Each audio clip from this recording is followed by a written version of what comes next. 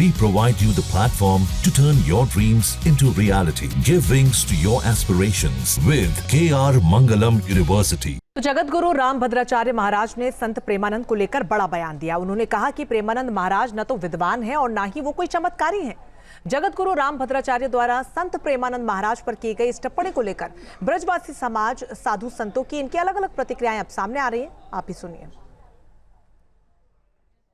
संत प्रेमानंद महाराज पर जगत गुरु राम भद्राचार्य द्वारा जो कहा गया है कि वो हमारे एक संस्कृत के श्लोक का अर्थ करके दिखाएं, मतलब क्या समझते हैं ब्रजवासी आखिर इसका? देखिए, सबसे बड़ी बात तो ये है कि जहाँ राम भद्राचार्य जी की बात आती है तो वो 22 भाषाओं के ज्ञाता हैं और जन्म से अंधे होने के बावजूद 80 ग्रंथ लिख चुके हैं, तो उनकी योग्यता पे तो किसी प्रकार का कोई शक नहीं किया जा सकता। दूसरी ओर वहीं प्रेमानंद जी महाराज जो अपने आप को राधा जी का भक्त और नाम जप के माध्यम से वो इस भगवत भक्ति को आगे बढ़ा रहे हैं, तो उनके ऊपर भी कोई किसी प्रकार की टिप्पणी करने के लायक मैं नहीं समझता कि किसी ब्रजवासी में या किसी सामान्य जन में ऐसी कोई मतलब योग्यता होगी कि इन दोनों के ऊपर टिप्पणी कर सके।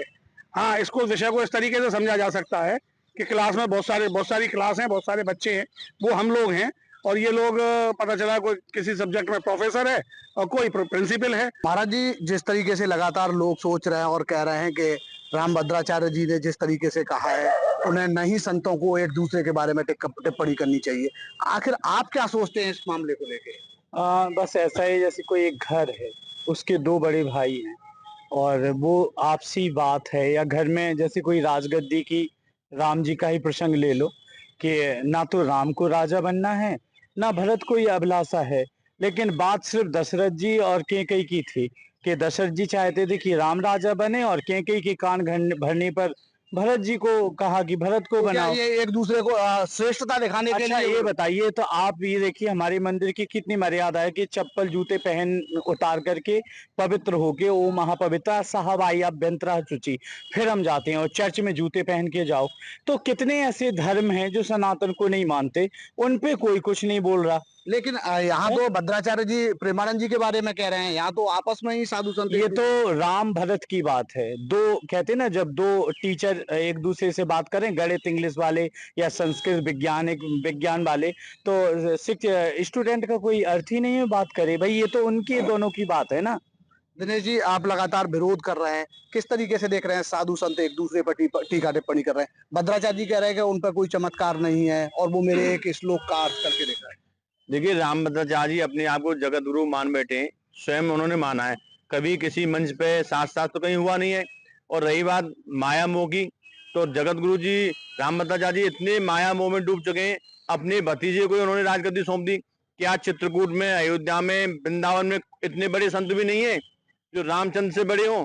योग्यता में उन्होंने किसी को आगे नहीं, वो हमेशा सबकी बुराई करते हैं और प्रेमानंद जैसे दिव्य संत की बुराई कर रहे हैं जिन्होंने माया मोह से दूर है, अपने नाम 1 रुपए की जमीन भी आता नहीं खरीदी और राम भद्राचार्य जी ने तो अरबों रुपए के महल बनवाए अपने लिए। तो उनसे उनकी तुलना कर रहे हैं। सभी राम प्रेमानंद जी के करोड़ों फॉलोअर्स हैं, सभी राम भद्राचार्य जी को टोल कर रहे हैं। वो कह रहे हैं कि आपने कैसे इनको कम विद्वान आंक लिया। तो विद्वान संत तो वही होते हैं जो सबको समान समझें। एक दूसरे से नफरत करना ये संतत्व की पहचान नहीं है।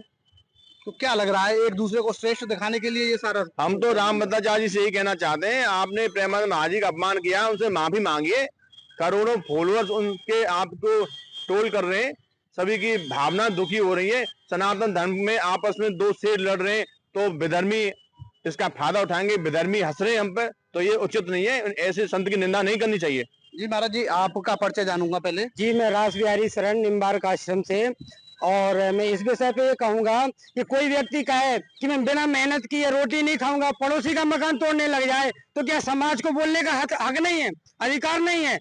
जरूर अधिकार है और सबको बोलना भी चाहिए, क्योंकि आज हमारे धर्म का कोई मापदंड नहीं है। कोई भी आकर किसी के विषय में अनर्गल बोल करके चला जा रहा है, ये गलत हो रहा है। इस समस्त सनातन धर्मावलंबियों को एकत्र होकर के और राष्ट्र की और धर्म की संस्कृति के लिए बोलने का परम आवश्यकता है, और सभी संगठन को, गैर संगठित और सभी हिंदुओं को एक होकर के आवाज उठानी चाहिए। भद्राचार्य जी प्रेमानंद जी को लेकर सवाल खड़े कर रहे हैं, कह रहे हैं उन्हें ज्ञान नहीं है। वो मेरे एक संस्कृत का श्लोक बता दें तो इतने बड़े संत इस तरीके से क्या अहम है, अहंकार है, या फिर इसके पीछे क्या है, क्या वजह मानती हैं? देखिए, अहम तो आप तब कहेंगे जबकि वो हार जाएं। ठीक है, अभी आप पहले तो ऐसे अहम मत कहिए। जो भी लोग कह रहे हैं मैं उनके लिए बता रही हूँ, क्योंकि वो अपने आप में ज्ञाता है। तो ऐसा नहीं है कि वो उनके पास कोई ज्ञान नहीं है और उन्होंने, अब जैसे मैं बोल दूं तो मुझे तो आप लोग तुच्छ प्राणी, मेरे को तो कुछ भी बोल सकते हो, लेकिन जिसने बोला है उसकी बहुत बड़ी वैल्यू है। मैं इतना मानती हूँ कि हम सभी को राम भद्राचार्य जी के लिए एक अलग से उनकी जो भावना है उसको समझना भी चाहिए, और उनका एक अलग, हमारे लिए एक अलग वजूद है, जिनकी एक गवाही की वजह से आज हम राम मंदिर को लिए बैठे हैं। तो उनका एक अपना एक मंच है। मैं नहीं मानती उनको आप इतने हल्के में ले लीजिए। और सबसे बड़ी बात मैं ये कहूंगी कि हर किसी से ये पूछना कि प्रेमानंद जी के बारे में क्या कह रहे, क्यों कहना प्रेमानंद जी के बारे में। हर कोई प्रेमानंद जी के बारे में बोलेगा क्या? ऐसा कोई जरूरी नहीं है। जो भक्त हैं वो भक्ति करिए, जो अंध भक्त हैं वो अंध भक्ति करिए उनकी, लेकिन ऐसा कोई जरूरी नहीं है कि आप लोग हर किसी से मैं ऐसा नहीं बोल रही, हर पॉडकास्ट को देख रही हूँ मैं, हर पॉडकास्ट में उनके बारे में बोला जा रहा है। मथुरा वृंदावन में जब बिहारी जी की बात हो रही है तो उनके बारे में बोला जा रहा है। जहाँ भक्ति है हर शब्द में, कथाओं में छिपे हैं दिव्य रहस्य, और ज्योतिष देता है जीवन को दिशा। धर्म से जुड़ी हर बातों को जानने के लिए हमारे चैनल स्तुति को सब्सक्राइब करें। चैनल पर जाने के लिए इस लिंक पर क्लिक करें।